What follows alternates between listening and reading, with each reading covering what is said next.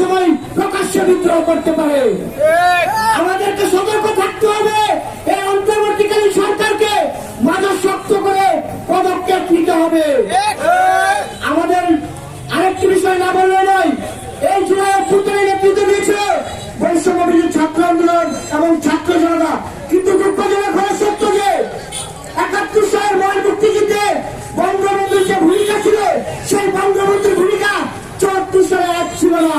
তারপরে কিন্তু ৭৫-এর মতো এরকম নির্মম শিকার হতে হয়েছিল। আমরা দেখছি এই জুলাই আগস্টের ৫ তারিখের পূর্বেও ছাত্র সমন্বয়ের যে ভূমিকা ছিল, ৫ই আগস্টের পর তাদের ভূমিকা সেরকম নাই। বিভিন্ন জায়গায় তারা নানা ধরনের তদবির এবং বিতর্কে ছড়িয়ে পড়েছে। তাদেরকে বলবো, শেখ মুজিবের সেই ৭১ এবং ৭৪ থেকে আপনারা শিক্ষা নিন। আরেকটি বিষয় বলে আমি শেষ করবো। এই জুলাই গণঅভ্যুত্থানের মাধ্যমে আমরা একটি নতুন বাংলাদেশ পেয়েছি। সেই বাংলাদেশের একান্ত হচ্ছে একটি গণতান্ত্রিক বাংলাদেশ, যে বাংলাদেশে ভোটার অধিকার থাকবে, যে বাংলাদেশে মানুষের মৌলিক অধিকার নিশ্চিত হবে। সেই বাংলাদেশে আমরা দেখছি বিএনপি গত ১৫ বছর গুম খুনের শিকার হয়েছে, নির্যাতনের শিকার হয়েছে। আমরা তাদের সাথে যুগপৎ আন্দোলন করেছি।